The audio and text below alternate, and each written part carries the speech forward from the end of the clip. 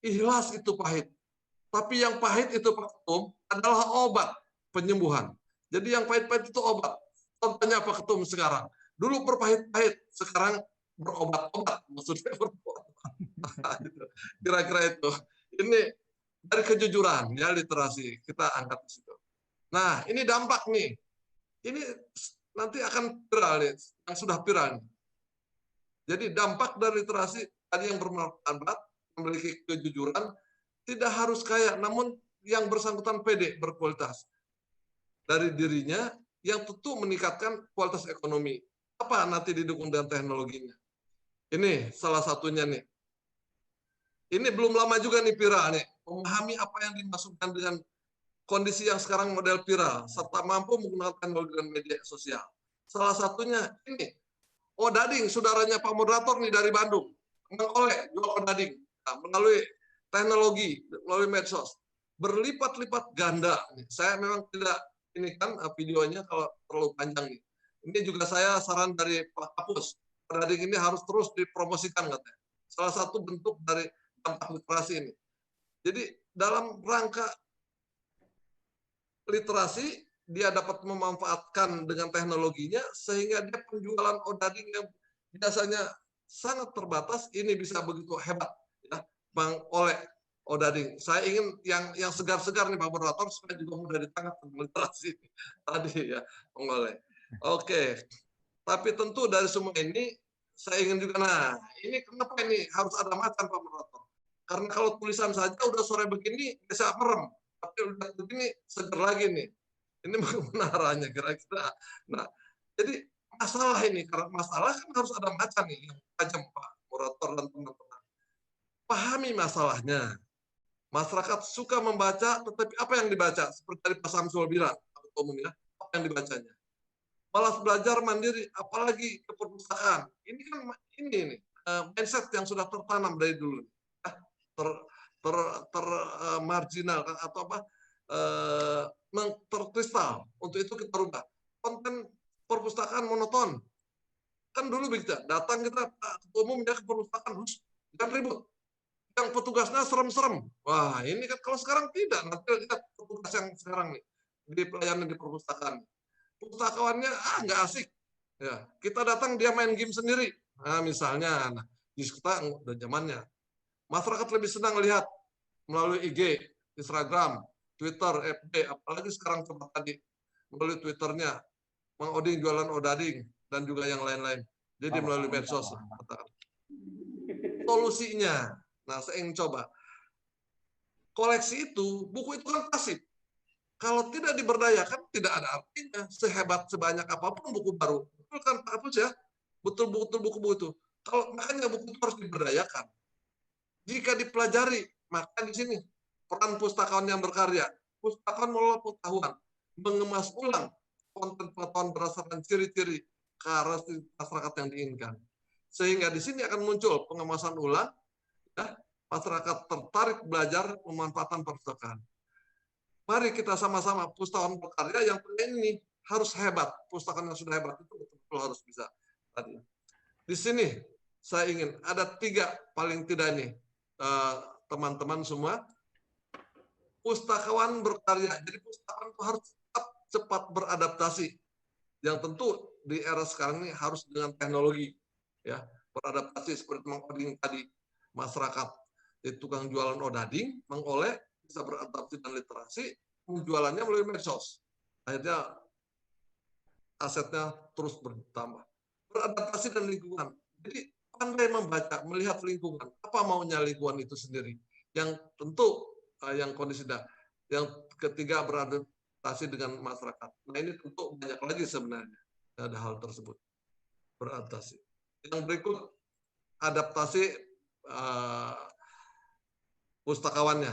Nah ini salah satu, saya mohon izin Pak Kapus memang cari gambar Pak Kapus belum ketemu ini di medsos ya. Mau dari Medan biar begini nih ketawanya.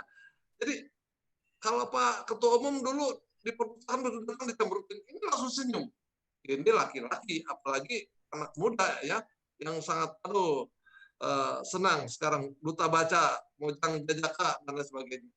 Karena senyuman adalah universal, bisa diterima oleh semua manusia dari berbagai suku, ras, dan agama. Mudah senyum merupakan salah satu bentuk adaptasi agar pustakaan bisa diterima masyarakat. Ini salah satu kunci ini. Saya kira Pak Kapus setuju nih kalau lihat senyum begini. Yang kedua, menyesuaikan. Kita budayakan sekarang, biasakan teknologi itu dimanfaatkan ke arah yang betul untuk belajar anak-anak. Tugas kita, para leadernya nih, ya, di sini nih. Jadi adaptasi pada teknologi, tentu semuanya. Ini yang untuk melihat lingkungan. Nih Pak, semua teman-teman, jadi kita pustakaan harus tadi lihat lingkungan. Saya coba perhatikan di sini. Mengamati lingkungan. Jadi sekitarnya apa sih kondisi yang ada di lingkungan kita ini? Hal ini bisa menjadi inspirasi strategi kita untuk cepat beradaptasi dengan lingkungan. Kira-kira apa yang harus kita laksanakan? Yang berikutnya, berusaha menjadi pribadi yang baik. Tentu ini tadi dari jujur, ya, kesalehan sosialnya, memahami karakter masyarakat untuk lebih mudah berbaur dan beradaptasi dengan lingkungannya. Bapak Ibu sekalian, dari kesemuanya ini tentu saya juga menyampaikan terima kasih kepada teman-teman, walaupun kita dalam waktu pandemik ini masih bisa bersilaturahim, berbagi, sharing pengetahuan, dan mungkin saya untuk kali ini agak berbeda dari tampilan-tampilan yang saya sampaikan paparannya. Makanya saya ingin coba menyampaikan. Kalau biasanya kita 4L, ya Pak Kapus. Nah, saya coba 4L, ya. 4L. Librarian sebenarnya, literacy, learning, dan low profile. Jadi saya coba baurkan di situ, saya di sini. Pustakawan haruslah memiliki kemampuan literasi, kan tadi kemampuan literasi tadi, dan menjadi seorang yang terus belajar dan belajar, tidak bosan untuk belajar pustakawan itu, dan guna memberikan layanan yang terbaik bagi masyarakat. Tapi tentu harus low profile, harus rendah hati, harus mau menerima kalau ditanya A dan B dan lain sebagainya. Bahkan kadang-kadang melayaninya di luar jam kerja pun tetap hapus, dan teman-teman timnya selalu melayani. Untuk itu pada akhirnya kalau pustakawannya hebat, kemudian literasinya maju, dan selalu belajar dan rendah hati, yakinlah pada satu keikhlasan untuk menyampaikan informasi, berbagi kepada masyarakat dalam mereka tadi Indonesia, SDM unggul Indonesia maju akan tercapai. Jadi masyarakat cerdas. Saya kira demikian, sebelum ditegur saya akhiri. Ini, terima kasih. Kurang lebihnya mohon maaf. Assalamualaikum warahmatullahi wabarakatuh. Terima kasih Pak Dedi Yunaidi yang telah menyampaikan paparannya. Bapak Ibu sekalian, sebelum kita masuk tadi ada beberapa, memang Pak Dedi Yunaidi ini suka sure lah ya. Ada sumber, ada understand, ada riset, ada evaluasi. Pada prinsipnya ada 4 tingkatan kemampuan untuk berliterasi. Tadi juga ini pernah disampaikan oleh Pak Sarip Bando, saya kira 4 tingkatan itu kemampuan untuk mengumpulkan, kemampuan untuk memahami, kemampuan untuk menemukan sesuatu inovasi baru, dan kemampuan untuk mencipta. Dan supaya ini semuanya menurut Pak Dedi tadi bahwa ada 4L yang mesti kita pahami semua, agar kepuasan batin para pustakawan itu, kepuasan batinnya pustakawan itu dalam melayani. Jadi kalau melayani itu kita puas, tentunya kita ikhlas, Pak. Ya, Bapak Ibu sekalian. Semua sudah 4, ini ada 4, tadi Pak Samsul juga 4 pastikan. Kalau Pak Junaidi 4I ini kan, apa ini yang ada. Nah, ini kita dengar juga apakah ini 4. Narasumber yang berikutnya yang tidak kalah hebatnya juga, ini juga belum jenderal penuh sih, tapi sudah jenderal ini sebetulnya. Pak Dr. Adin Bondar. Wah, ini sekarang beliau sebelumnya Dr. Adin Bondar ini sebelumnya adalah Kepala Bagian Perencanaan. Jadi kalau Bapak-Bapak di daerah pernah bertemu dengan Pak Adin, sudah tidak asing lagi nih ya. Tapi beliau sekarang menjadi Agustus 2020 menjadi Kepala Pusat Analisis Perpustakaan dan Pengembangan Minat Baca di Perpustakaan Nasional Republik Indonesia. Beliau lahir di Sibolga 50 tahun yang lalu, Pak. Masih muda betul ini, sudah jenderal. Kemudian pendidikan formalnya S2 di Universitas Padjadjaran Bandung, kemudian S3 doktor ini di bidang ilmu manajemen. Wah, ini memanage sesuatu yang dipentingkan kita di Universitas Negeri Jakarta. Pernah mengikuti beberapa pelatihan di KLAT dan organisasi profesi, sekarang masih sebagai Ketua Bidang Organisasi Pengurus Ikatan Pustakawan Indonesia, kemudian juga Ketua Bidang Pendidikan dan Pelatihan Forum Perpustakaan Umum Indonesia. Nah, yang menarik di sini adalah beliau ini suka menulis. Banyak tulisannya ini. Ada 6 kali menjuarai lomba karya tulis tingkat nasional. Di Jamsostek pernah, di Kemensos pernah, di BI pernah, di Kemenristek pernah, Kepustakawan Indonesia pernah, di Klub Perpustakaan Indonesia pernah. Wah, ini betul-betul bisa. Tadinya memang rencananya mau jadi jurnalis, tapi nggak muncul ke perpustakaan gitu ya Pak Adin ya. Aktif penulis dan dalam koran nasional dan 25 artikel jurnal di kepustakawan. Pak Adin Bondar, kami persilakan Bapak tentunya punya 4L kebijaksanaan ini kali ya di dalam perpustakaan nasional. Apa 4L atau lebih dari situ? Silakan Pak Adin Bondar dalam mengembangkan 5L dong. Dalam literasi di Indonesia ini. Silakan Pak Adin. Terima kasih Pak Robinson atas kesempatan yang diberikan pada sore hari ini.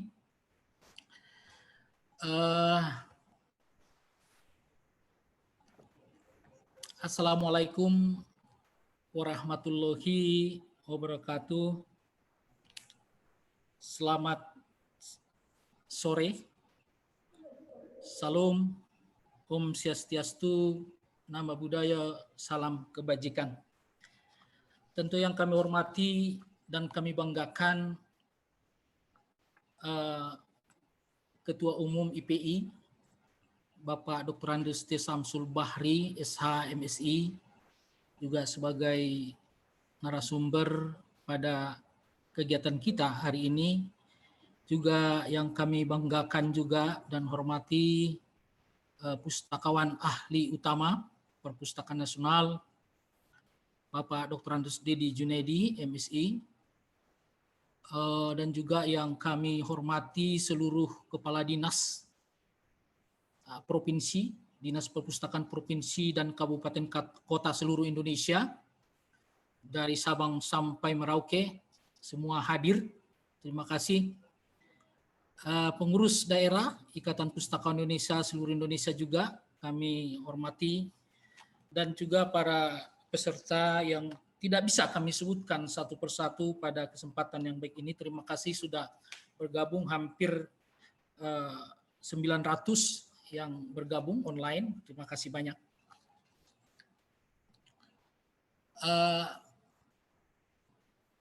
Apakah Pak Robinson slide saya bisa dilihat Pak?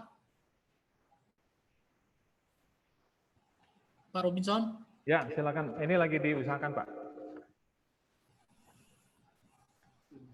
Dari tim mau mengusahakan untuk ini Pak.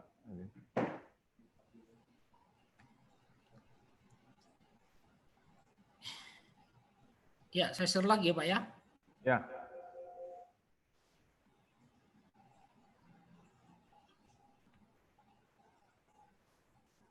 Kenapa hilang ya Pak? Ini timnya sedang mengusahakan Pak. Ini bentar lagi. Ya, tadi beberapa ini saya disampaikan oleh narasumber tadi, baik Pak Samsul dan Pak Dedi, tentu hal yang paling menarik sesungguhnya adalah bagaimana kemudian bahwa literasi ini, budaya baca dan literasi ini menjadi hal yang penting bagi bangsa kita. Nah, saya selalu berpandangan bahwa budaya baca dan literasi saat ini adalah menjadi kebijakan yang revolusioner bagi bangsa kita. Karena apa?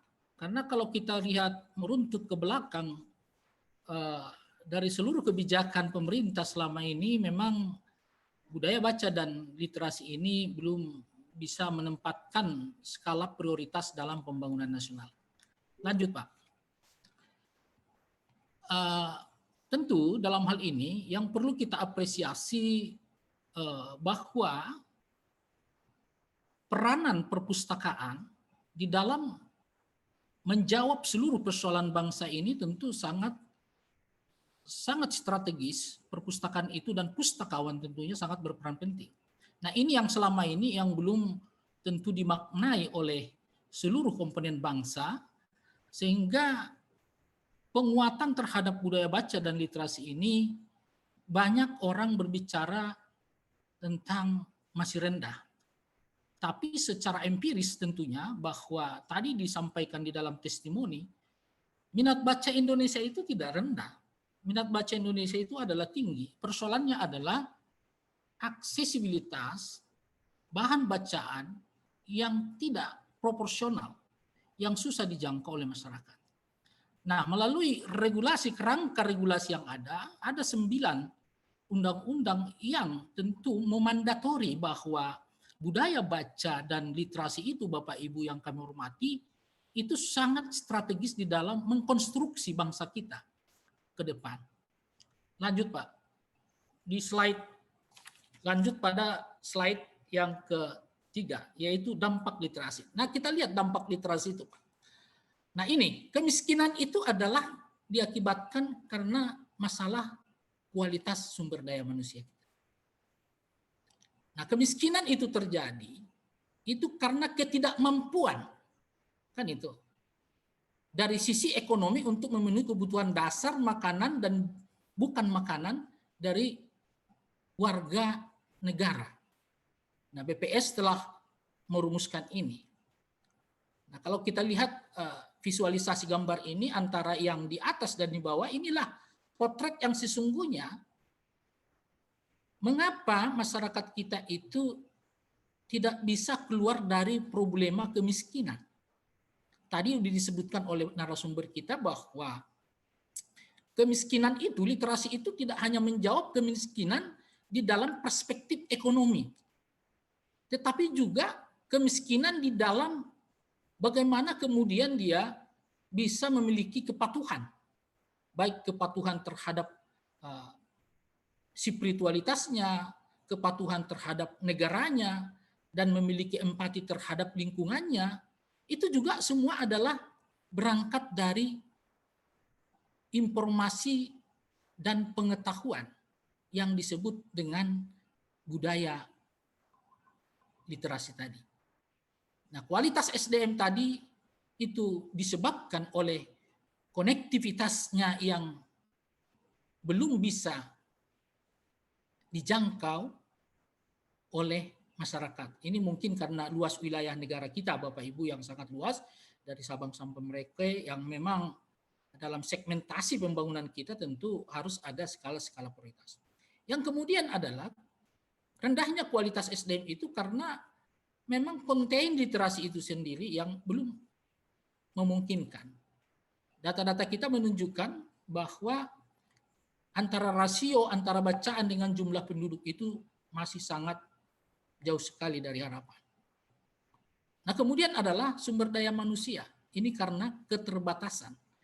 Ketidakmampuan tadi adalah karena akibat keterbatasan daripada pemahaman maupun letak geografis yang secara psikologis juga tentu menghambat seseorang itu bisa keluar dari kualitas hidupnya yang baik. Lanjut, Pak. Lalu karena itu tadi disampaikan bahwa literasi itu di dalam pembangunan karakter, tentu literasi itu harus kita maknai sebagai tujuan akhir dari proses pendidikan. Saya selalu bilang begitu. Karena adalah literasi itu merupakan sebuah kemampuan. Nah, kenapa literasi itu menjadi hal yang esensial? Karena melalui literasi itulah orang akan terbangun kognitif skill-nya. Bagaimana kemudian orang mampu untuk mengidentifikasi, mampu untuk memahami, mampu untuk keluar atau mencari solusi dalam hidupnya, itu semua adalah literasi. Kognitif skill. Yang tentu itu dibangun secara terstruktur itu melalui informasi dan pengetahuan yang ada. Oleh karena itu ada juga namanya disonansi kognitif terjadi. Itu kenapa terjadi? itu juga diterima informasi dan pengetahuan yang menyesatkan juga Bapak Ibu. Itu makanya saat ini hoax itu merajalela, itu membuat disonansi kognitif seseorang itu bisa lari, integritas atau konsistensi cara berpikirnya juga bisa keluar dari hal yang fundamental. Oleh karena itu literasi dalam peranan inilah itu bisa mengasah kepekaan tanggung jawab sosial, kohesivitas sosialnya meningkat, juga membangun kepedulian, juga menumbuhkan kreativitas dan inovasi, juga meningkatkan keterampilan dan kecakapan hidup. Nah, oleh sebab itu, kenapa sih sekarang ini kok berbicara literasi, Pak Adin? Memang 2 tahun itu kita bangun suatu konsep ini, bahwa seluruh rangkaian di perpustakaan itu, Bapak Ibu yang kami hormati, intinya adalah bagaimana kita kemudian bisa mengubah paradigma masyarakat itu sendiri menjadi masyarakat yang berpengetahuan melalui perilaku membaca, sehingga transfer knowledge itu terjadi, sehingga seseorang itu menjadi literat dalam hidupnya. Lanjut. Nah ini Bapak Ibu, ini riset membuktikan di negara-negara Eropa, negara-negara maju, bahwa di sini kelihatan tingkat pendapatan juga sangat dipengaruhi oleh ketidaksamaan literasi seseorang. Jadi artinya kesimpulannya adalah ketika literat seseorang itu, negara itu literasinya tinggi, maka pendapatan per kapitanya juga meningkat. Nah, kalau bangsa kita saat ini bahwa di 2045 itu menjadi bangsa yang maju, Bapak Ibu. Bangsa yang memiliki tingkat pendapatan per kapita itu nanti 23.000 US dollar. Tetapi persoalannya kemudian bagaimana seluruh aspek pembangunan nasional itu, baik dari daerah, provinsi sama dengan pusat, itu sama-sama satu visi memaknai bahwa Indonesia hebat di 2045 itu adalah harus dilakukan pemetaan strategis. Nah, kita di perpustakaan ini punya tanggung jawab itu, Bapak Ibu, yaitu mengembangkan literasi di masyarakat agar masyarakat itu memiliki pengetahuan yang baik. Dan tidak hanya itu Bapak Ibu, dalam riset itu bahwa masyarakat literat itu juga meningkatkan keterampilan kehidupannya. Mengasah kepekaan dan tanggung jawab tadi, semuanya ada di sana bila seseorang itu literat dalam hidup. Nah, oleh karena itu pustakawan di mana? Nah, pustakawan memiliki konsep teori permintaan dan teori penilaian terhadap informasi dan pengetahuan bagi masyarakat. Jadi pustakawan yang menentukan Bapak Ibu. Informasi pengetahuan seperti apa yang perlu diberikan oleh kepada masyarakat. Nah, itulah sangat pentingnya seorang pustakawan. Jadi saya pikir rekan-rekan pustakawan seluruh Indonesia dan pengelola perpustakaan Indonesia, kita stop, berhenti malu menjadi pustakawan, tidak semangat menjadi pustakawan. Dan maaf nih, banyak kadis-kadis dari kabupaten kota, kalau berkunjung ke sini Pak Robinson, beliau itu mengeluh karena bukan tim sukses lah saya ditempatkan di perpustakaan. Itu banyak. Padahal beliau ditempatkan sebagai amanah di sana adalah bagaimana mengkonstruksi sumber daya manusia di kabupaten kota itu menjadi sumber daya manusia yang hebat nantinya. Kan itu. Ini saya pikir tidak main-main. Lanjut Pak. Nah, oleh karena itu di dalam literasi tadi disampaikan, ya ini adalah sintesa yang dilakukan oleh Kepala Perpustakaan Nasional Republik Indonesia Bapak Muhammad Syarif Bando, bahwa dari seluruh konsep tadi yang dari narasumber pertama Bapak Samsul Bahari, juga narasumber kedua Pak Dedi Junaidi, kita sintesakan bahwa konsep literasi itu adalah sama halnya dengan pengetahuan, ada perkembangan. Ada literasi dasar, ada literasi yang advance tentunya. Nah, kemampuan mengumpulkan sumber, kemudian memaknai yang tersirat dan tertulis dan tersirat, dan kemudian kemampuan menemukan teori baru yang kemudian pada akhirnya adalah meningkatkan ataupun bisa menciptakan barang dan jasa. Nah, itulah posisi literasi. Jadi tidak berhenti pada bagaimana orang itu bisa hanya membaca dan menulis. Lanjut. Nah, bagaimana dengan paradigma kita saat ini Bapak Ibu? Nah, ini saya selalu bilang nih. Tadi di 2045 itu Indonesia menjadi negara maju, sudah diklaim oleh Bapak Presiden Joko Widodo. Ini tugas kita bersama Bapak Ibu. Bonus demografi dihadapi oleh bangsa kita tahun 2045. Indonesia 64% penduduknya penduduk produktif. Artinya generasi milenial sekarang ini yang ada 33% itu di 20 tahun yang akan datang menjadi manusia-manusia unggul yang produktif, menghantarkan bangsa kita menjadi bangsa yang maju. Bangsa yang memiliki pendapatan per kapita menjadi 23,2 ribu US dollar. Ini adalah sebuah proses Bapak Ibu. Nah, oleh karena itu, para pimpinan kepala dinas perpustakaan kabupaten kota, provinsi harus bersatu padu Bapak Ibu. Kita sama-sama bagaimana melakukan konsep-konsep baru, terobosan-terobosan baru dalam upaya penguatan sumber daya manusia kita ini. Nah, yang akhirnya adalah tujuannya kesejahteraan tentunya. Lanjut. Nah, oleh karena itulah, maka Bapak Ibu yang kami hormati bahwa perpustakaan itu berperan penting. Ini kita lihat di dalam deklarasi masyarakat dunia juga di 2003, itu dikatakan bahwa perpustakaan itu ataupun manusia itu bisa mencipta, mengakses, menggunakan berbagai informasi pengetahuan untuk meningkatkan kualitas hidupnya. Dan ini selaras dengan Undang-Undang 43 di 2007 tentang perpustakaan Bapak Ibu. Bahwa mandatori inilah yang membawa kita bahwa profesi pustakawan itu sangat amat penting di negara kita. Lanjut.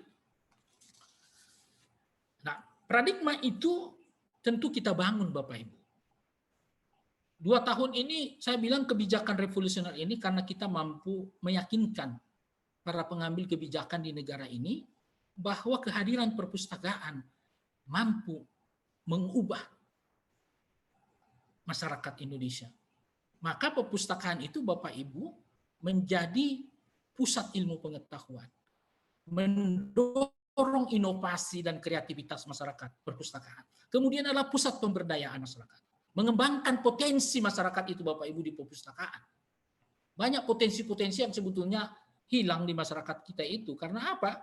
Karena tadi tidak ada advokasi, tidak ada bimbingan, tidak ada yang memberikan informasi pengetahuan dalam rangka meningkatkan kehidupannya. Sehingga potensi itu menjadi hilang, redup. Juga perpustakaan itu Bapak itu menjadi pusat kebudayaan, pusat pelestari. Maka di dalam RPJMN 2020-2024 itu jelas dikatakan bahwa salah satu prioritas nasional itu adalah penguatan budaya literasi, inovasi, dan kreativitas untuk mewujudkan masyarakat berpengetahuan dan berkarakter.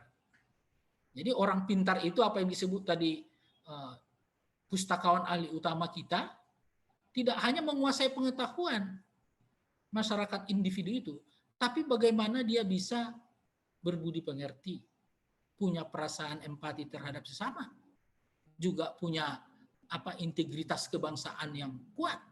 Nah, ini semua adalah tugas kita. Nah, oleh karena itu nanti di webinar-webinar yang akan datang, kita akan mengangkat literasi kebangsaan, 4 pilar kebangsaan, akan mendatangkan narasumber-narasumber yang sangat luar biasa. Ketua MPR, nanti ketua DPD yang akan kita datangkan. Jadi kami sampaikan kepada Bapak Ibu yang kami hormati, pada tanggal 6 nanti juga kita webinar akan kita datangkan anggota Komisi 10 DPR RI itu yaitu Putra Nababan yang akan berbicara tentang literasi juga nanti.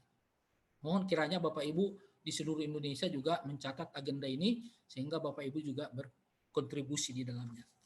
Nah, lanjut Pak. Nah, oleh karena itu kalau kita lihat dari konsep tadi kebijakan, Oke, ini masuk data dulu kita. Data kita juga sangat masih rendah, perlu kita membangun bersama bahwa tingkat kecukupan koleksi juga masih rendah, ketersediaan tenaga juga apalagi ya. Satu orang melayani 21.600 Bapak Ibu. Nah, ini perlu didorong oleh pemerintah daerah juga, padahal standarnya satu orang tenaga pengelola itu harus melayani 2.500. Maka kita masih sangat butuh sekali tenaga pengelola.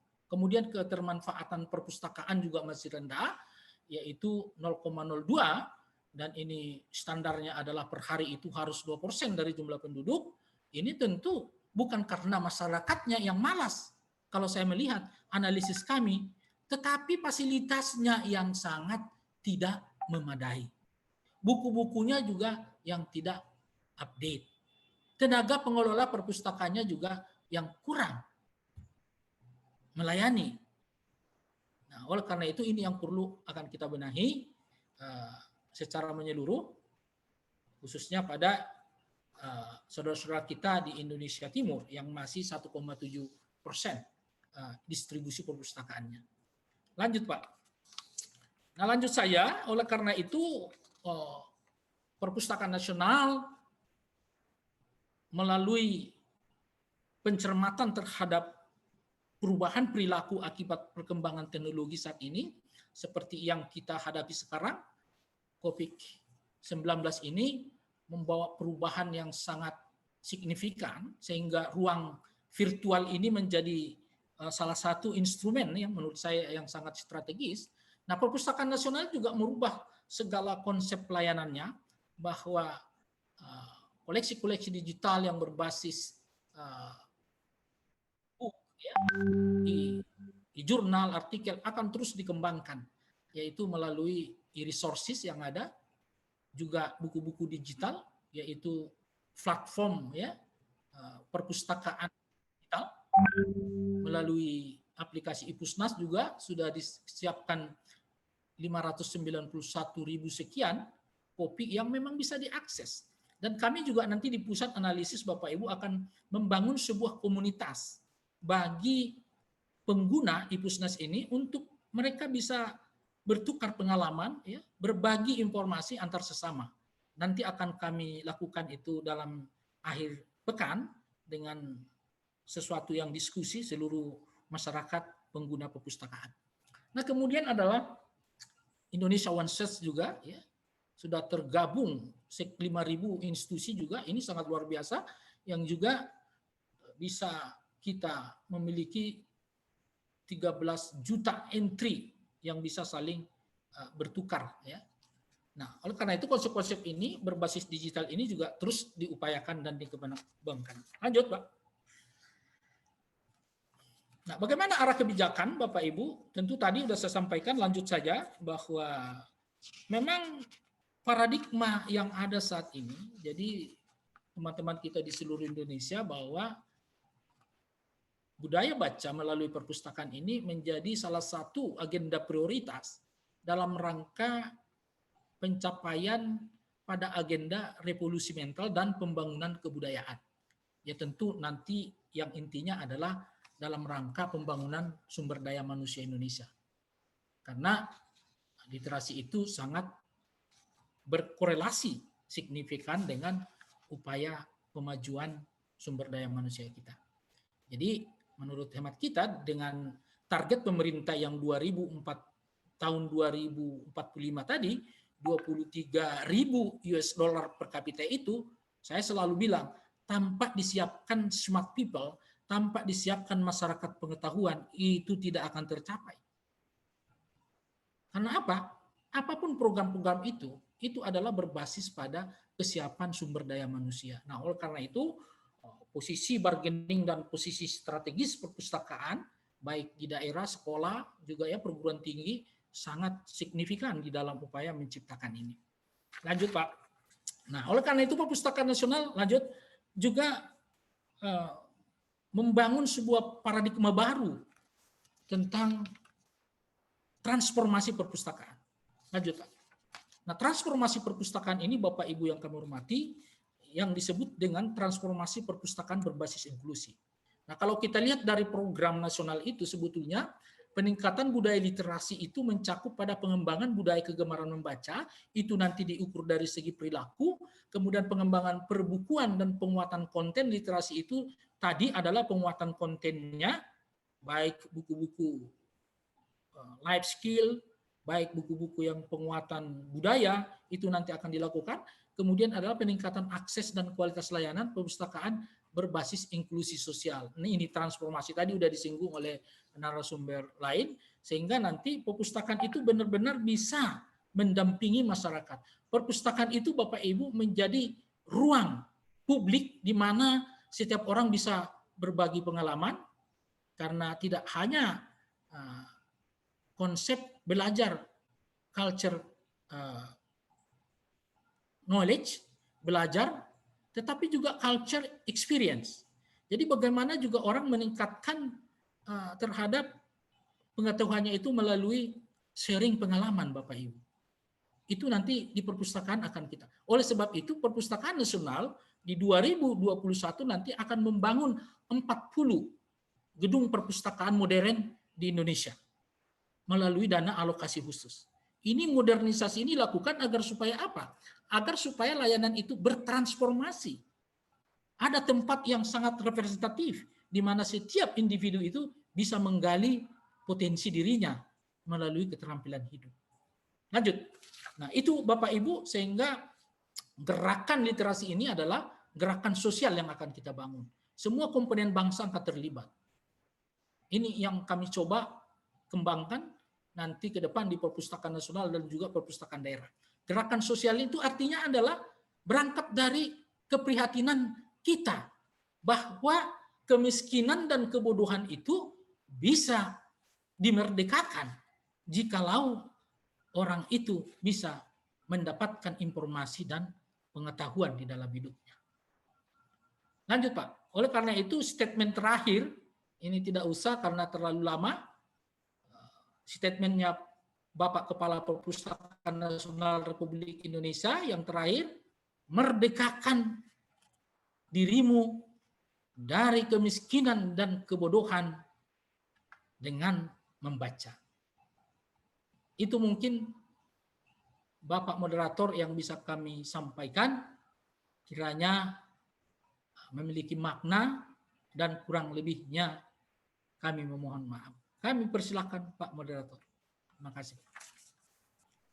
Terima kasih Pak Adin Bonar yang telah memberikan paparan yang begitu sangat menarik tentang kebijaksanaan Perpustakaan Nasional, khususnya di bidang di pusatnya Pak Adin Bonar, yaitu Pusat Analisis Perpustakaan dan Pengembangan Budaya Baca. Ini kita lihat ada terakhir tadi sekolah, sebelum ada tanya jawab saya katakan bahwa tadi ada skala-skala prioritas yang dikembangkan, yaitu peningkatkan budaya literasi dan penguatan institusi sosial untuk menggerakkan literasi tersebut. Nah ini kalau dihubungkan dengan perpustakaan, dengan pustakawan, dengan organisasi IPI, saya kira kita harus siap, pustakawan harus siap dengan program-program yang dicetuskan oleh Perpustakaan Nasional, khususnya di pengembangan budaya baca. Dan pustakawan itu seperti kata Pak Dedi tadi harus bermartabat, jadi tidak harus kaya, tetapi dia tuthuri handayani. Nah, seperti itu ya. Bapak Ibu sekalian, kita masuk ke tanya jawab ini. Masih ada waktu sedikit tanya jawab ya. Ini kira-kira apa yang mau ditanya? Banyak. Jadi saya kira kalau mau semua 884 yang 90% bertanya Pak. Nah, jadi yang 10% itu 20% yang hanya memberikan komen dan sekalian bagus, ini paparannya bagus, tapi wah kalau 80% dari 800 bertanya semua tidak mungkin waktu kita layani semua. Tetapi saya ingin pertanyaan-pertanyaan yang anu saja, yang global saja dari 3 narasumber tersebut. 3. Oh, ada video. Oh ya, sebelumnya ini saya dianukan dulu ada video. Kami persilakan, ini numpang lewat dulu nih videonya. Pesan sponsor gitu kira-kira. Silakan Mas Robi dan teman-teman.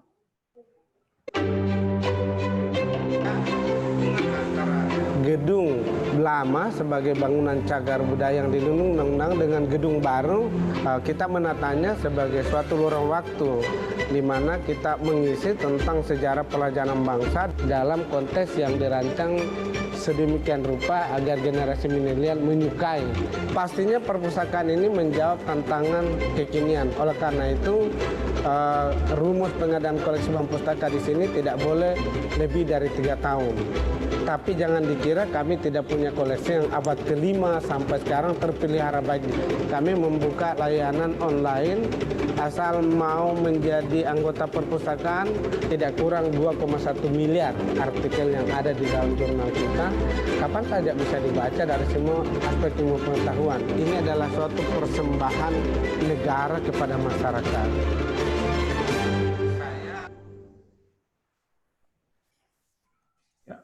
Terima kasih. Tadi Pak Saribando sebagai Kepala Perpustakaan Nasional telah memberikan kita ini. Yang statement yang paling bagus itu adalah merdekakan dirimu dari kemiskinan dengan membaca buku. Wah, ini hebat sekali. Saya sangat mantap. Kita sudah merdeka, tetapi kita merdekakan diri sendiri. Berkaitan dengan Pak Dedi tadi, supaya kita bermartabat. Tidak harus kaya, tapi baca buku. Ya, kita masuk kepada pertanyaan.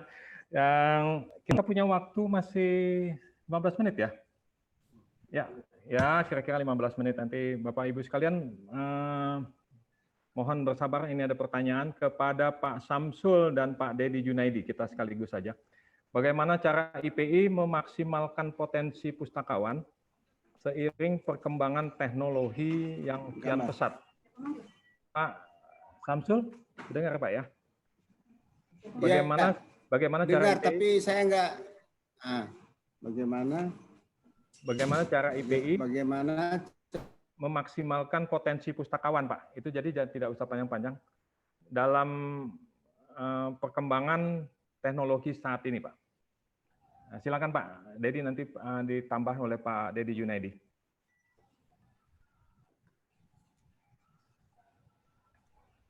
Itu Pak, sekira-kira. Silakan Pak Samsul.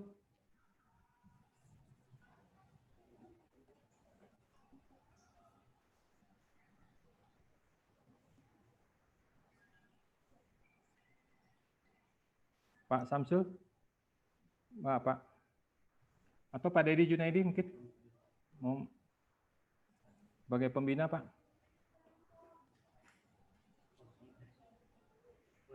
Putus hubungannya.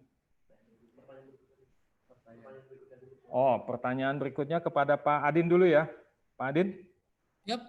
Oh, Pak Adin, ini ada yang bertanya.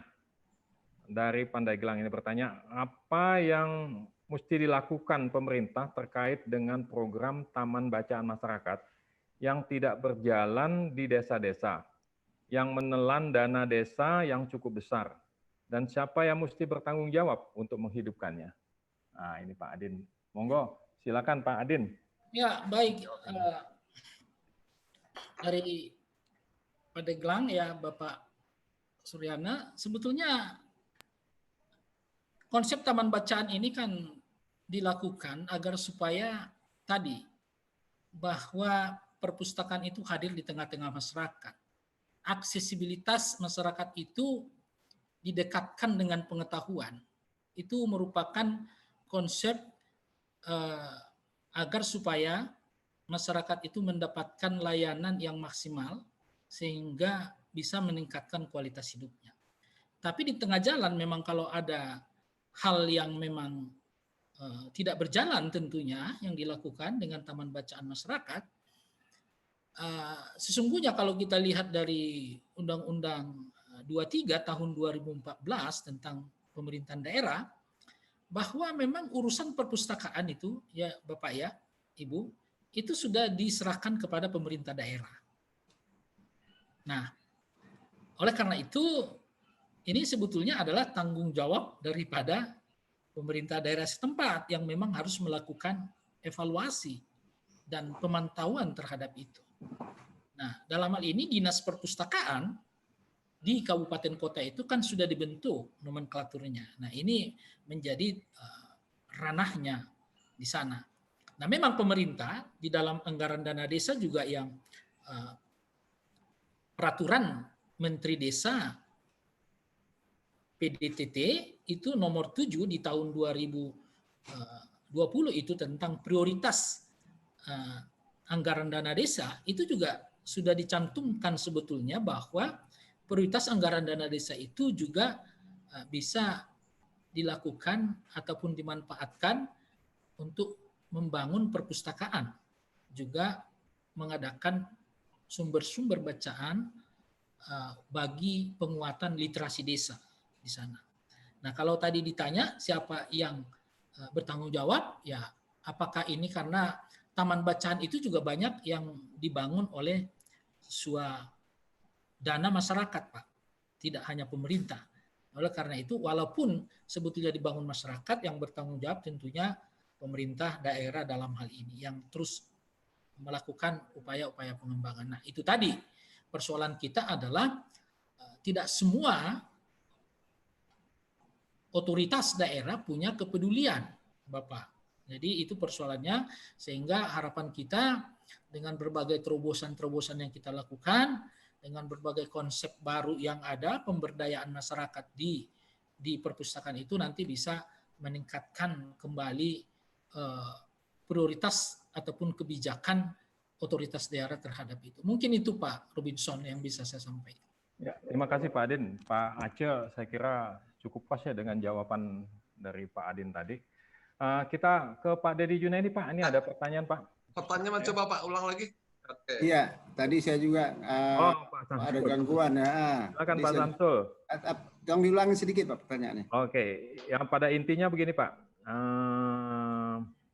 Bagaimana cara IPI untuk memaksimalkan potensi pustakawan seiring dengan perkembangan teknologi yang kian pesat seperti munculnya robotik.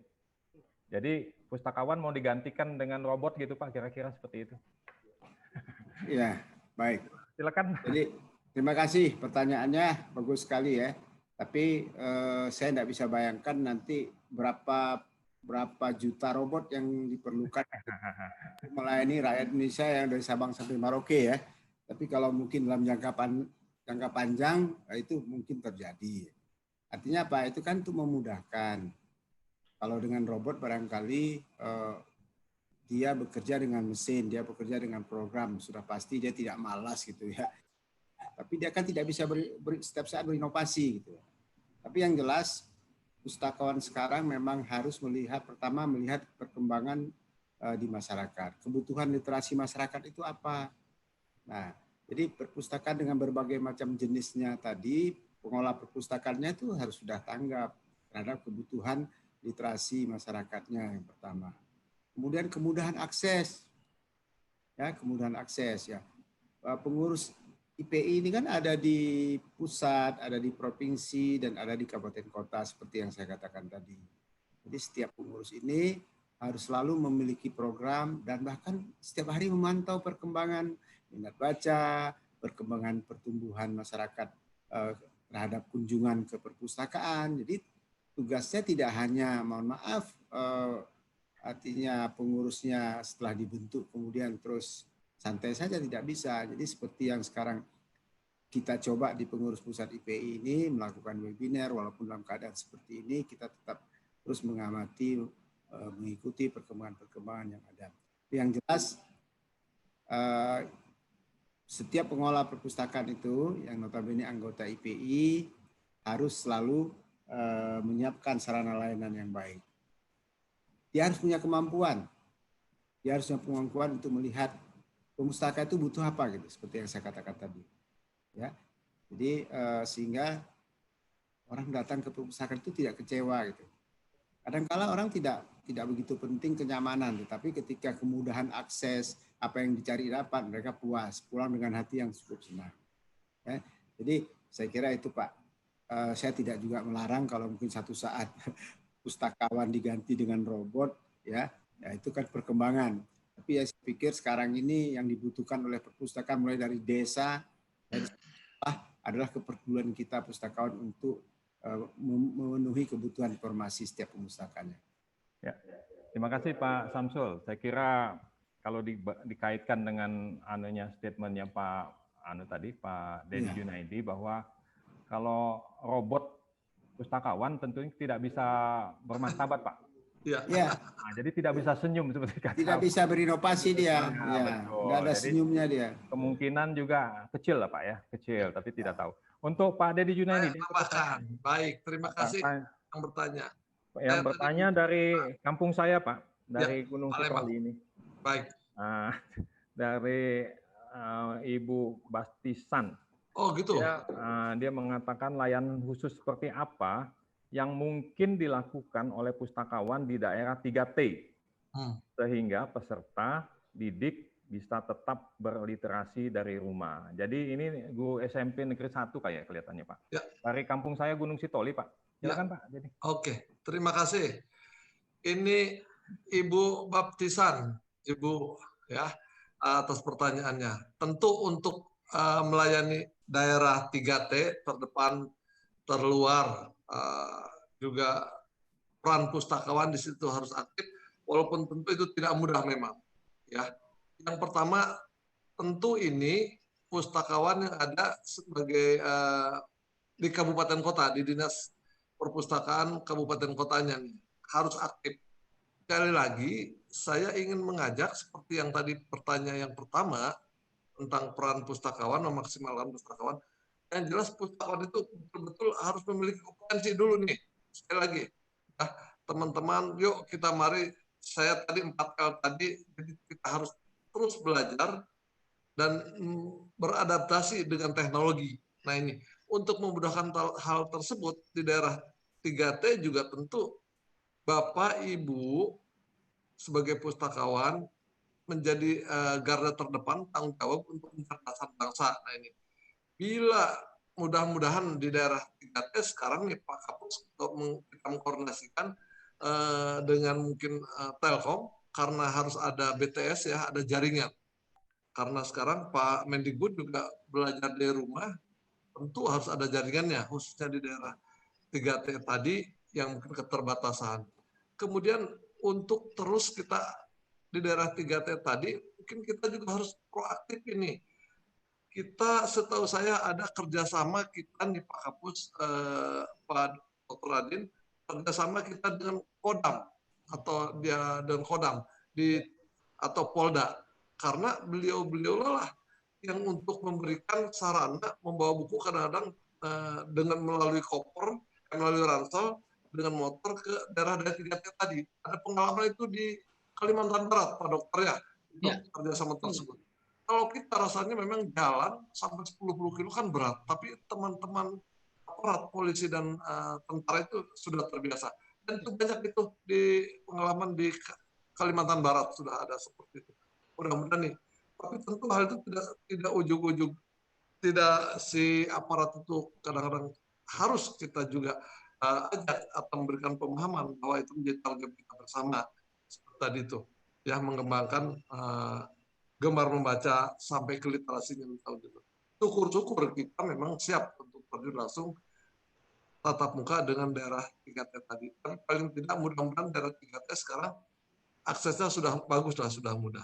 Ya, hal tersebut. Tapi untuk kembali, kalau kita ingin memajukan masyarakat, ya tadi seperti saya sampaikan Pak Moderator, kita tidak perlu kaya, tapi kita menjadikan kepuasan batin. Jadi martabat tadi sekali lagi ya, insya Allah. Karena ini tanggung jawab kita semua. Kalau sudah hal itu, kepuasan batin, apapun rintangannya yakin, jelas, dan bisa dilaksanakan dengan sebaik-baiknya. Saya kira itu Ibu. Ya. Pak, terima kasih Pak Dedi Junaidi. Tapi ada satu pertanyaan dulu Pak Dedi. Ya. Jangan hilang dulu Pak. Standby Pak. Standby. Dari Universitas Hasanuddin Pak. Ya. Pak Muslimin Uding. Dia menanyakan bahwa semua buku pada dasarnya baik, tapi masalahnya tidak dapat dilepaskan dari konteks masyarakat yang membacanya. Jadi pertanyaannya, apakah buku-buku yang disalurkan ke masyarakat melalui proses klasifikasi? Kalau iya, bagaimana upaya Perpusnas melalui IPI dalam mengklasifikasi buku-buku berdasarkan kebutuhan dan relevansinya dengan persoalan komunitas sebelum disebarluaskan? Terima kasih. Ini pertanyaannya ke Perpusnas, tapi Bapak kan masih aktif di Perpusnas, jadi Bapak Iya. mungkin. Oh, pengolahan. Nah, kalau IPI nanti mungkin Pak Samsul yang akan menjawab. Siap. Silakan Pak. Baik, terima kasih Pak Muslimin. Untuk buku-buku yang akan didistribusikan atau dihibahkan ke daerah-daerah atau ke desa-desa, sebenarnya kalau bantuan dari Perpustakaan Nasional secara umum itu sudah diolah ya, sudah diolah, dibantu sana. Tapi mungkin bagi masyarakat, misalnya di Sulawesi Selatan, itu akan mendonasikan buku, tentu yang seperti program pemerintah, mendonasikan buku ke daerah terpencil atau 3T tadi, saya kira tidak perlu mungkin diolah secara ilmu perpustakaan. Sederhana saja. Misalnya, kalau zaman dulu, saya selalu, kalau buku-buku tentang hukum, biasanya hukum itu tandanya merah. Ini ketua umum, ini sarjana hukum nih. Biasa tandanya pakai logo merah, labelnya merah. Jadi dijejarkan merah. Tapi kalau teknik, karena suka bobolokot, apa bobolokot itu? Motor istilahnya, labelnya hitam. Biasanya labelnya hitam. Tapi kalau untuk yang bersih-bersih, yang suci-cuci, biasanya tandanya putih. Putih. Nah, yang lebih menarik biasanya, oh ini warna hijau. Tapi jangan juga berafiliasi dengan partai ya, kita ada partai. Tapi yang jelas mudahlah untuk masyarakat di daerah pedesaan. Ini untuk yang mendonasikan buku, karena itu untuk memudahkan. Syukur-syukur mungkin diolah secara sederhana lah. Klasifikasinya tiga aja ya, 100-an, 200-an, 300-an seperti itu. Tapi kalau sampai angka 7 digit, saya kira rasanya masyarakat juga itu tidak terlalu memperhatikan itulah. Tapi yang jelas unsur bahasa, unsur mungkin atau diklasifikasikan agama, ya umum, pertanyaan seperti itu bisa saja sederhana mungkin ya. Tidak untuk dipersulit, Pak, tapi yang penting manfaatnya itu ya dirasakan oleh masyarakat, kemudahannya. Terima kasih Pak Moderator. Ya, terima kasih Pak Dedi Jadi. Pak Samsul tadi ada menyangkut Perpusnas bisa dibantu oleh IPI untuk menyebarluaskan itu. Bagaimana Pak penanggapan Bapak? Ya. Pertanyaan seperti Baik. Jadi yang pertama, kenapa buku itu harus ada nomor klasifikasinya? Ini kan untuk memudahkan temu kembali. Bayangkan kalau sebuah perpustakaan koleksinya udah sampai puluhan ribu ya. Mungkin nggak usah puluhan ribu, 2.000 saja pun mungkin, 2.000 judul pun mungkin sulit sekali untuk menemukannya apabila tidak ada nomor klasifikasi. Jadi pertama nomor klasifikasi ini penting sekali harus ada. Tadi Pak Pustakawan Utama mengatakan bahwa yang sederhana, saya setuju gitu. Paling tidak mana golongan 00 sampai 900 itu sudah bisa diketahui hukum berapa punya 340 dan sebagainya. Itu yang sesederhana mungkin. Tapi nomor klasifikasi itu memang harus ada. Nah, bagaimana mengatasinya kalau memang tenaganya tidak ada? Nah, ini saya katakan tadi, ya. Saya lagi-lagi mengatakan bagi Bapak Ibu yang berada di setiap pelosok tanah air ini, apakah di kabupaten kota maupun provinsi, merapatlah baik ke perpustakaan provinsi maupun ke pusat kabupaten kota, pertama-tama untuk menanyakan teknik untuk membuat nomor klasifikasi ini. Kalau memang betul tidak mampu untuk melaksanakannya, atau dengan berkoordinasi dengan pengurus daerah IPI yang ada di kabupaten kota, kami siap membantunya. Nah, kalau memang buku itu mau dikirim melalui IPI, nah ini yang mungkin Pak Robinson, kita kalau kirim buku itu kan sekarang juga mahal sekali gitu. Ini apakah itu yang dimaksud, saya tidak tahu. Membantu mendistribusikan berarti membutuhkan sarana transportasi. Nah, kan Pak Rupsnya ketahui, tapi ada kebijakan pemerintah setiap bulannya tanggal 15 Pak ya. Itu dulu pernah dengar ya, tanggal 17 itu ada pengiriman buku gratis. Tapi yang jelas ya bisa saja mungkin saat kami berdinas ke satu tempat mungkin bisa dibawa, itu pun tidak terlalu banyak. Ya, jadi pengertian distribusi ini yang tadi saya tidak begitu paham, apakah kita angkut atau lain sebagainya ya. Tapi yang jelas kita membantu untuk membantu anggota kita di setiap daerah bisa meyakini pemerintah, terutama Pak Adin dan Pak Deputi, untuk teman-teman kita di daerah mendapatkan buku, mungkin itu bisa kita lakukan, Pak. Terima kasih. Terima kasih Pak Samsul telah menjawab pertanyaan. Ini pertanyaan terakhir yang ditujukan kepada Pak Adin ya. kepada Pak Adin dari SMP Yos Sudarso. Ini Yos Sudarso di Ambon apa di Jakarta ini? Tapi yang pasti dia menanyakan hal-hal apa yang perlu ditekankan Pak dalam rangka menguatkan literasi ini. Nah ini mungkin yang terakhir. Silakan Pak Adin. Iya Pak, yang saya sampaikan tadi bahwa hal yang perlu kita tekankan adalah yang pertama bagaimana kemudian pengelola perpustakaan itu memahami bahwa profesi pustakawan itu amat penting dalam rangka membangun masyarakat berpengetahuan tadi. Nah, kemudian hal-hal utama juga bagaimana juga tenaga pengelola itu juga harus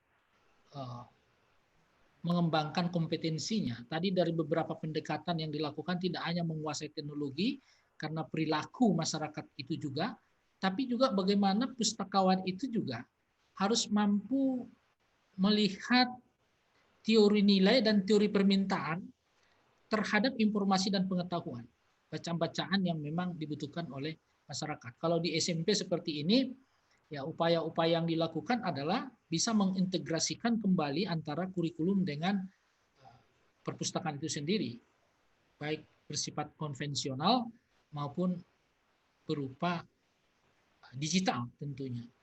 Nah, yang kedua adalah kemudian bagaimana mengembangkan kontennya. Nah, konten ini sangat perlu karena bila kita sumber bacaan itu menyesatkan, walaupun kita di perpustakaan itu demokratis ya, setiap buku juga bisa diberikan, tetapi kita harus mencermati juga bahwa bagaimana kemudian kita mengumpulkan ataupun mendiseminasikan informasi-informasi yang positif juga ya dalam rangka sesuai dengan kebutuhan user kita atau pemustaka dalam hal ini. Nah, kemudian adalah bagaimana kemudian juga bahwa upaya mendorong kebijakan-kebijakan pemerintah daerah untuk melakukan prioritas kerangka pendanaan dan kerangka regulasi yang ada di sana.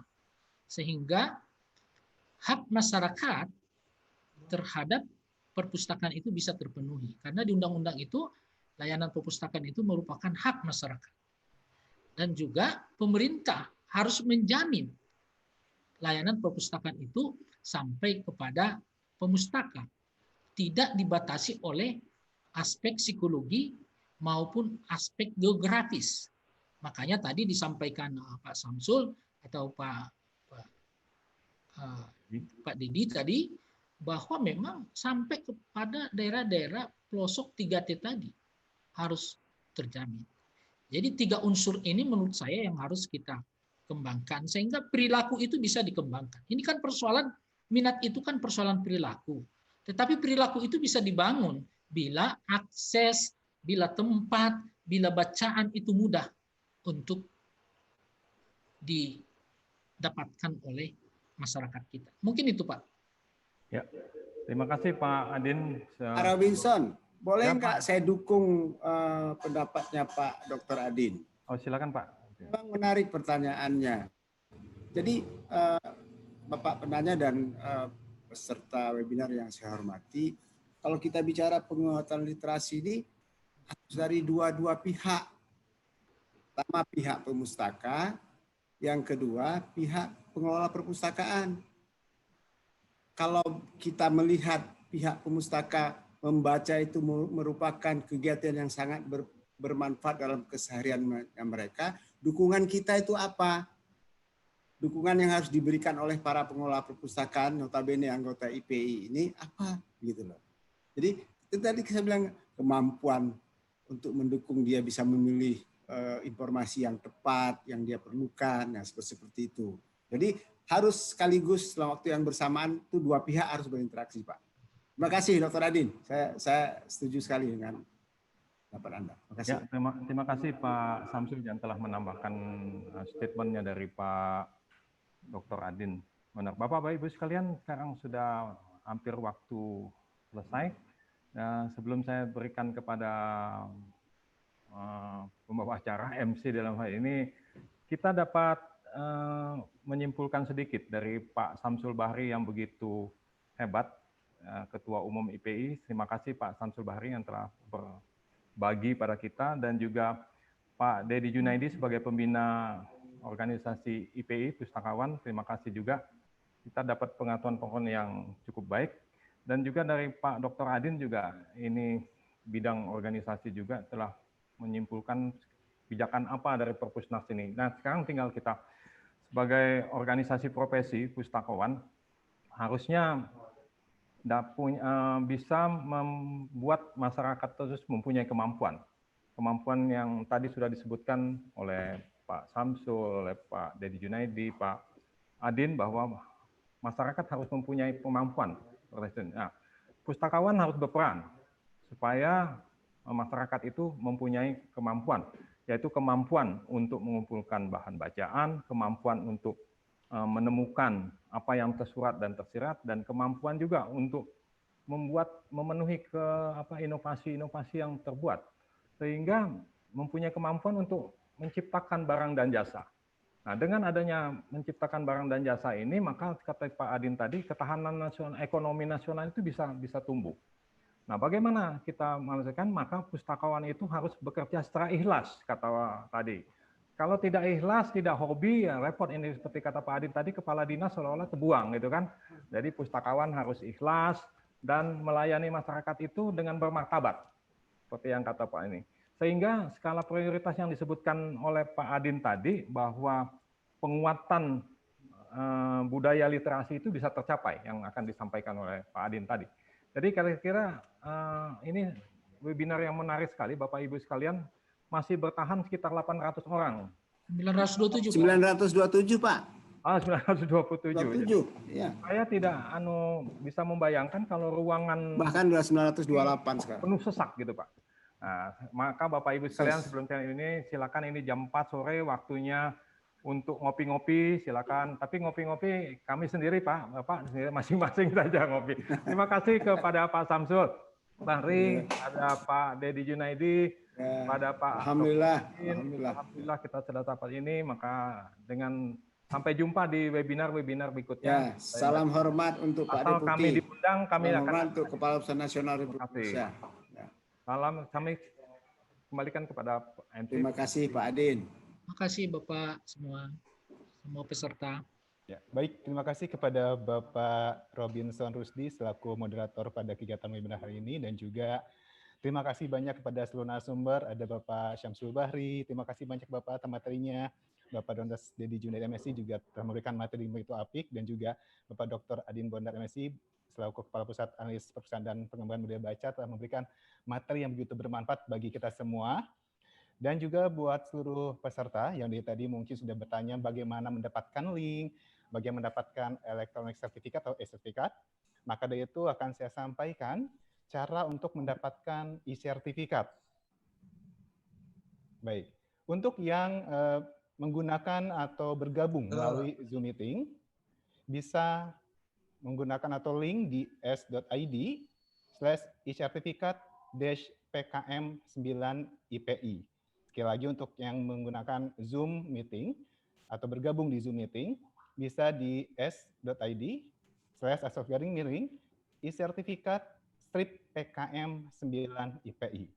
Sedangkan untuk yang menyimak melalui live streaming YouTube, bisa di link s.id/miring atau /e-sertifikat atau /pkm9IPI-YT. Nah, tentunya ketika nanti mengirim atau menggunakan link tersebut, pastikan email yang di-input itu benar, jangan sampai nanti salah emailnya. Jangan sampai salah ketika nanti untuk menginput kembali. Dan untuk materi-materi yang disampaikan oleh seluruh narasumber akan langsung terkirim melalui di e-sertifikat tersebut. Dan tentunya link-link ini juga akan kita tampilkan hanya beberapa saat saja. Sambil menunggu juga akan saya informasikan kepada seluruh peserta dari Sabang sampai Merauke yang dari tadi tetap menyimak dari awal sampai akhir, yaitu ada download aplikasi yang belum mungkin seluruh peserta mendownload aplikasi iPusnas di Play Store ataupun App Store. silakan untuk mendownload terlebih dahulu karena banyak sekali koleksi-koleksi bahan pustaka yang tersedia di sana. Jika ingin untuk membacanya secara virtual atau secara elektronik book, silakan untuk mendownload sekali lagi di Ipusnas di Play Store atau App Store. Baik, untuk sekali lagi saya informasikan untuk linknya tadi sudah diinformasikan, jadi tunggu saja untuk materi-materi berikutnya yang akan dikirimkan melalui link tersebut. Baik, membaca karena kamu mau membaca, bukan karena ingin dianggap pintar. Itu mungkin kata-kata dari saya terakhir selaku pembawa acara. Sekali saya mengucapkan banyak terima kasih kepada seluruh peserta webinar dengan tema peran organisasi Ikatan Pustakawan Indonesia dalam peningkatan budaya Mas baca. Yudi, pembawa dan acara jangan lupa masyarakat. Mas. Ya, Untuk Pak? Epiden foto bersama. Oh, Jangan lupa. baik. Iya. Saya nanti Pak Adin dibilang nggak ada nih, harus ada. Oke. Baik Bapak, baik Pak Didi. Ya, oke, akan kita foto bersama terlebih dahulu. Berarti mohon kepada seluruh peserta yang ada di Zoom meeting untuk mengaktifkan fitur videonya sehingga bisa tercetak atau tertampil di layar. Silakan nanti dari tim dari panitia akan screenshot satu persatu. Mungkin ada berapa kali screenshot panitia? 5 halaman. 5 halaman. Oh, 5 halaman. Baik, dan sambil menunggu untuk seluruh peserta mengaktifkan fitur videonya, akan saya informasikan sekali lagi untuk mendownload aplikasi-aplikasi yang ada di Perpustakaan Nasional. Banyak sekali, bisa dilihat juga di webnya atau di web Perpustakaan Nasional, yaitu di www.perpusnas.go.id. Di sana ada juga berbagai macam aplikasi yang bisa diunduh. Dan juga bisa di Play Store atau App Store seperti Ipusnas. Nah, bisa dicari di sana. Dan juga tentunya untuk link akan saya informasikan sekali lagi, di yang mengikuti Zoom meeting bisa di s.id/sertifikat strip PKM 9 IPI. Zoom meeting. Udah siap di foto? Udah? Oh, udah di foto ternyata. Udah, Bapak. Dan juga Oke, sekali lagi kita di foto. Kita sekali lagi di foto menggunakan salam literasi, silakan. Salam literasi untuk semuanya yang ada di manapun berada di Sabang sampai Merauke. Ya, silakan untuk tersenyum. Tahan senyum. Senyum, tahan senyumnya. Bisa 2 jam ditahan ya. Ya.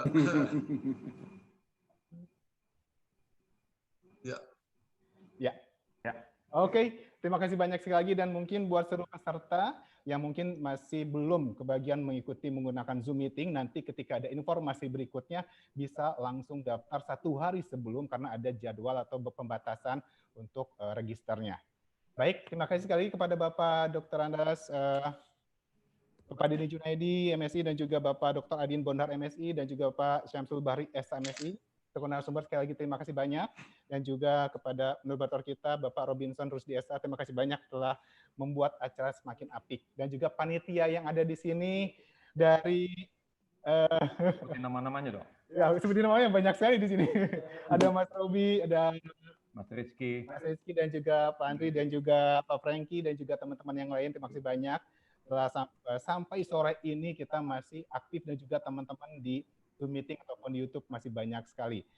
Ya, terutama kami dari IPI ya. Sekali lagi terima kasih. Saya atas nama pengurus Ikatan Pengurus dari pusat sampai ke daerah, sekali lagi menyampaikan terima kasih yang tak terhingga kepada Bapak Kepala Pusat Nasional Indonesia, pada Pak Deputi Pengembangan Sumber Daya Perpustakaan Pak Denny Kurniadi,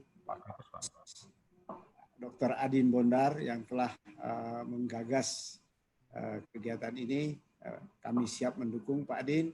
Kalau nanti ada webinar lagi, kita siap akan mendukung dan mensukseskan. Sekali lagi terima kasih. Alhamdulillah. Terima kasih Bapak. Terima kasih semuanya Pak. Ya, kita pakai slogan itu Pak. Merdekakan diri. Merdekakan dirimu dari kemiskinan dan kebodohan dengan membaca. Itu slogan Bapak Kepala Perpustakaan Nasional Bapak Muhammad Sarip Bando. Kita pakai. Jadikan tagline lah itu. Ya. Merdekakan dari kemiskinan dan kebodohan dengan membaca. Tagline dari Bapak Muhammad Sarip Bando. Baik. Karena waktu juga yang mengakhiri kita di sini, saya juga mengucapkan banyak minta maaf jika selama kegiatan berlangsung ada yang tidak berkenan di seluruh hati peserta. Baik, akhir kata Yudi Firmansyah pamit dan seluruh panitia pamit, narasumber dan juga peserta pamit. Wassalamualaikum warahmatullahi wabarakatuh. Sampai jumpa di lain kesempatan. Waalaikumsalam. Polling diisi. Polling. Terima kasih semua. Dan silakan untuk mengisi polling untuk seluruh peserta.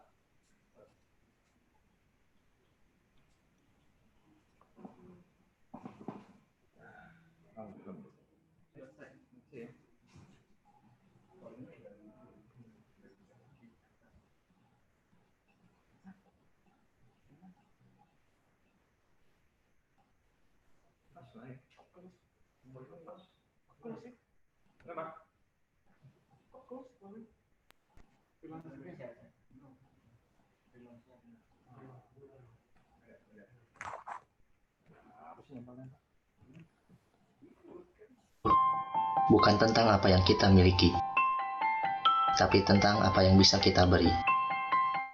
Yang baik, apapun itu. Pustakawan berinovasi. Mari berkarya. Assalamualaikum warahmatullahi wabarakatuh. Saya pustakawan Dede Gumilar. Perpustakaan Nasional merupakan perpustakaan tertinggi di dunia. Banyak layanan yang dapat dimanfaatkan dengan menjadi anggota Perpustakaan Nasional. Daftar gratis dan sangat mudah. Berikut cara daftar anggota Perpustakaan Nasional secara online. Buka browser dan masukkan laman keanggotaan.perpusnas.go.id. Maka akan muncul tampilan seperti ini. Bagi yang belum mendaftar, silahkan daftar terlebih dahulu di menu yang ada di bawah. Berikut tampilan persyaratan menjadi anggota Perpustakaan Nasional Republik Indonesia. Minimal siswa sekolah dasar. Untuk warga negara Indonesia, dapat menunjukkan kartu tanda penduduk atau KK bagi yang belum mempunyai KK. Dan bagi warga negara asing, dapat menggunakan KITAS. Selanjutnya kita pilih kotak di bawah ini dan lanjutkan pendaftaran.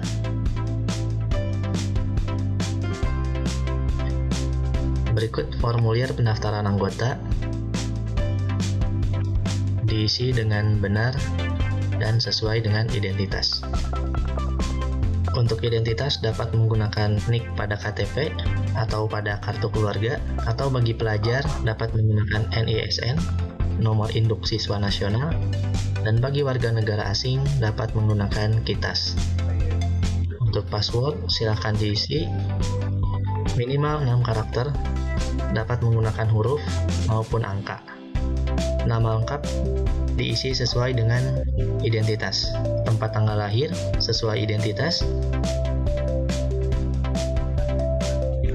Alamat tinggal sesuai identitas. Pilih provinsi dan kota, dan alamat tinggal